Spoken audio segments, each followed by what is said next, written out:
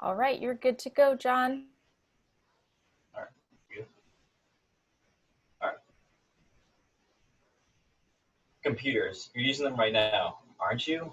Well, minus the one person that's using their phone, but I'll get into the reason why I think that's basically close enough to a computer. It's really amazing to know how far that we've come in terms of technology, especially for computers, as they are something important to us as we all use them, of course, especially in our schoolwork.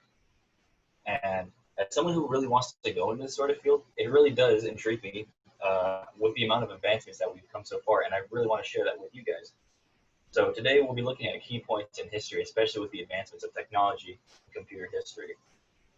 So with information gathered from the Computer History Museum, I came up with came up with a few key points in history that really do matter within the history of computers, of course.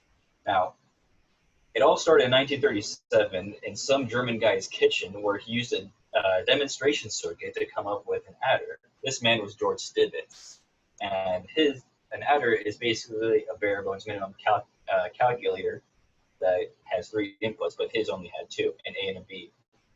But this invention would go on to inspire Conrad Zuse, who would use this technology to calculate aerodynamics, and it would had over 2,300 relays within it. But sadly, it was destroyed in 1943 in a bombing raid in Berlin, Germany. Now, 2 years later, it would be in 1939, and David Packard and Bill Hewlett would go on to create HP in Palo Alto, California, the first ever company that would sell accessories and computers parts as well. Now, their first invention was the HP 200A, but something important happened. Walt Disney decided to buy eight versions of the HP 200B for the screening of Fantasia. Now, this device was used for recording, and only 8 of the 12 theaters got these models. Now, back then, computers were for mostly pilots, as it just calculated aerodynamics. They also used the technology to decrypt enemy messages or intel, and it would be used to test technology and new programs that were starting to be developed. And supercomputers back then were very lackluster as well, as they were only really used to calculate very possible scenarios of how to land on the moon. But in 1971, Bill Hewlett asked his engineers a very important question.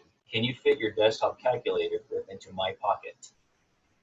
And with that, they created the HP 35, the first ever calculator that could be fit within a person's pocket. Now, this is very important, as I want you to think about the differences between your phone and a computer. There's not much, really. Our phones can just take pictures, and they're more compact than a desktop. Other than that, they pretty much fill the same role that they still do. Computer does anyway. As in, it can run applications, you can play games, you can listen to your music, and if you're a busybody, you can even go on your Google Docs or an Excel sheet within your phone. Now, computers have impacted our health, our education, and even our industry. As stated within the recent advances in computer technology, an article that I studied upon, it gave information that impacts our health by giving us newer technology for us to test out during our surgery, as it gives more precise incisions, thus lowering the mortality rate. And in terms of that, our education, look at us right now. We're using it right now for our Zoom classes, especially during this pandemic and this crisis.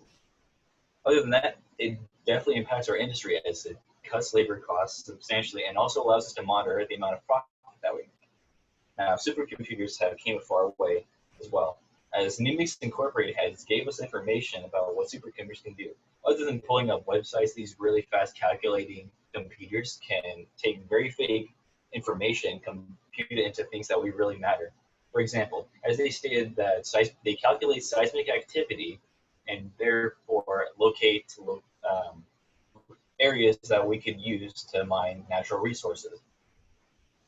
Which moves on to the future.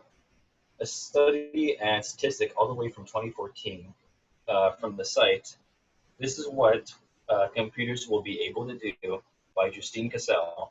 2007 made over 750 million euros, which is roughly $850 million here in the United States, to approximate in 2020 8.1 billion euros, which is roughly $9,175,000,000.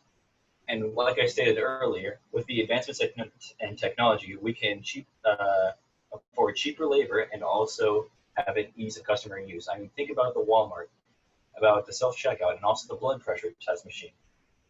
Also, not to mention the gathering of information of celestial bodies and us running simulations is very important as well, as eventually we're going to use them to mine for resources so that way it can aid us. So it's really fascinating to think that we come all this way from some German guy's kitchen calculator all the way to calculating supercomputers calculating seismic activity for resources. Now, I just have one question to ask all of you. Are you excited to see what's in store in terms of computer technology?